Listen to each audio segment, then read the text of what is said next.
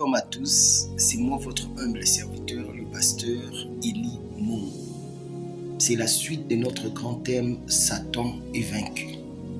Nous continuons ces thèmes. Je le dis toujours que Satan veut dire le mal.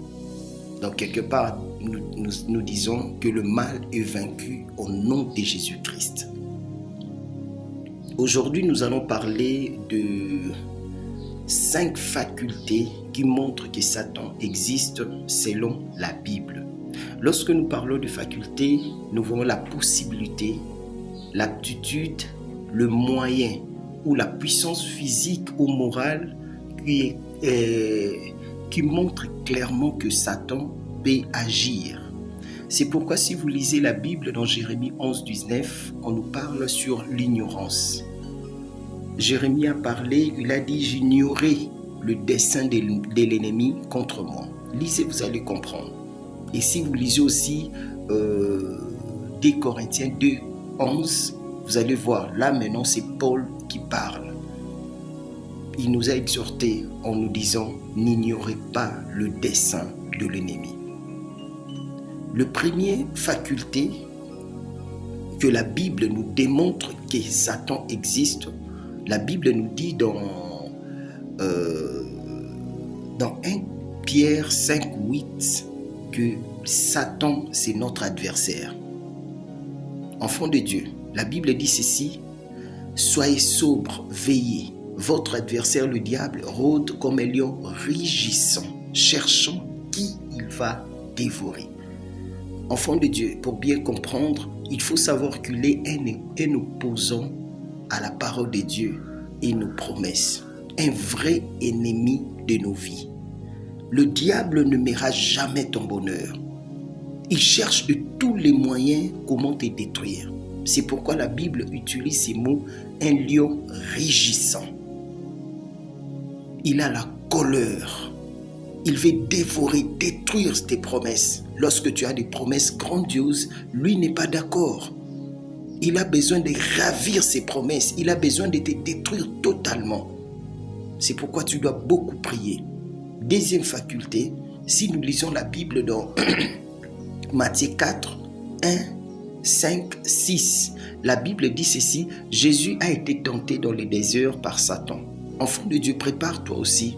Un jour, le diable va te tenter. Qu'est-ce que la tentation en fait? La tentation, c'est un mouvement par lequel on est porté. La tentation, c'est la sollicitation intérieure qui excite quelqu'un au mal. La tentation, c'est entrer dans une chose défendue ou déconseillée. La tentation, c'est encore attirer quelqu'un vers un désir, un plaisir, quelque chose d'agréable au court terme. Après, vous allez regretter dans votre vie. La tentation aussi nous pousse, nous montre aussi, disons, l'existence de Satan. Combien de gens ils ont été tentés à faire le mal, mais aujourd'hui ils commencent à regretter dans leur vie. Enfants de Dieu, nous devons faire très attention. Le diable ne t'aime pas. Il te poussera à faire quelque chose de très mauvais pour qu'un jour tu détruis ta vie et tu commences à regretter sur ta vie. C'est pourquoi tu vas lire la Bible dans 1 Corinthiens 10:13. La troisième faculté, nous allons lire dans Matthieu 13, 24 à 30, 36 à 39 et le livre toujours de Matthieu 25 à 41. Enfants de Dieu, c'est pourquoi par là, Jésus a parlé des activités de Satan et ses fins, comment il finira un jour. C'est pourquoi il faut faire très attention. Le diable ne se fatigue pas. Il est très actif jour et nuit. Il est là en train de travailler pour nous détruire.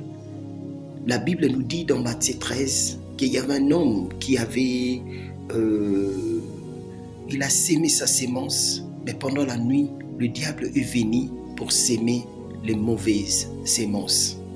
Et le matin, en se réveillant, ils ont vu que tout poussait ensemble.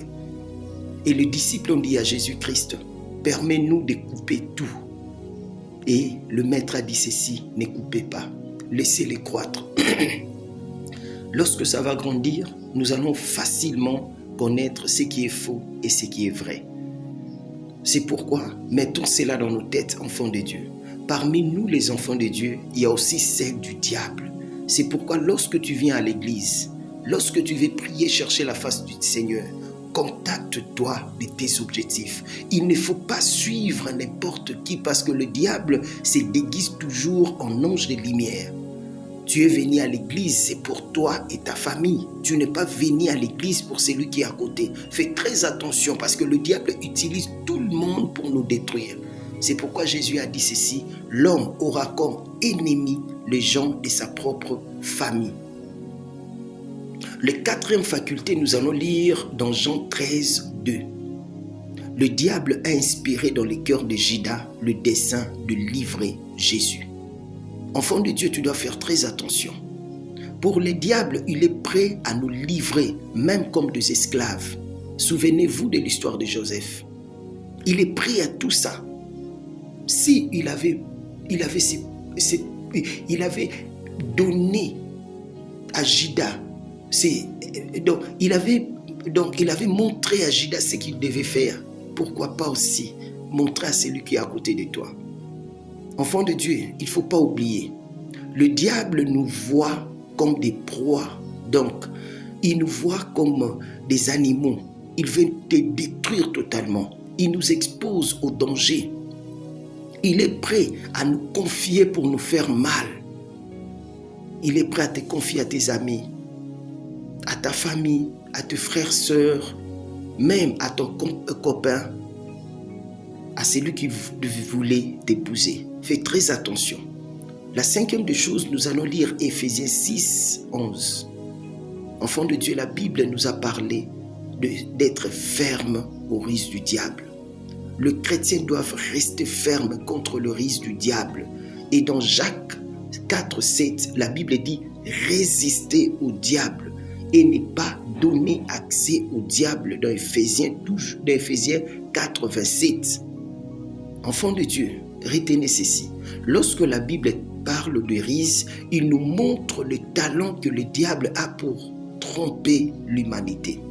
C'est pourquoi la Bible dit « Restez ferme ». Ce que tu vois dans ton chemin, ça peut être le piège que le diable a placé ou utilise pour te détruire.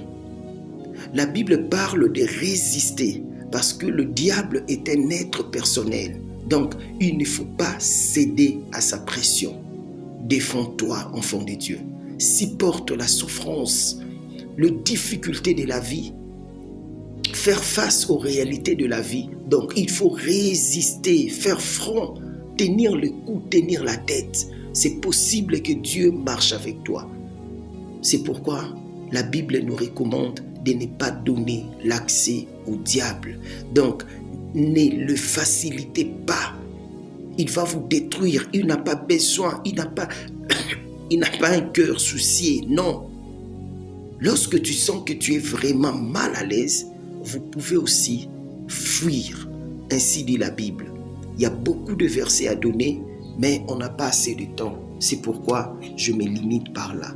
Partagez ces messages, commentez, aimez, abonnez-vous sur cette page. Vous aurez encore beaucoup de messages qui vont vous édifier, qui vont vous aider à évoluer comme il faut. Enfants de Dieu, il ne faut jamais oublier que le diable est là. L'objectif de l'ennemi, c'est nous détruire totalement. Je me nomme le pasteur Elimon. Venez dimanche. Ce dimanche, il y aura plein de choses que Dieu fera avec nous. Nous sommes là avec nos deux cultes. Le premier culte, c'est vers 7h jusqu'à 9h30 et le second de 9h30 à 11h30. Nous sommes sur l'avenue Lusanga numéro 87 dans la commune de Ngaba, quartier Mateba. Que le Seigneur Jésus-Christ vous bénisse abondamment. Merci beaucoup. Ciao.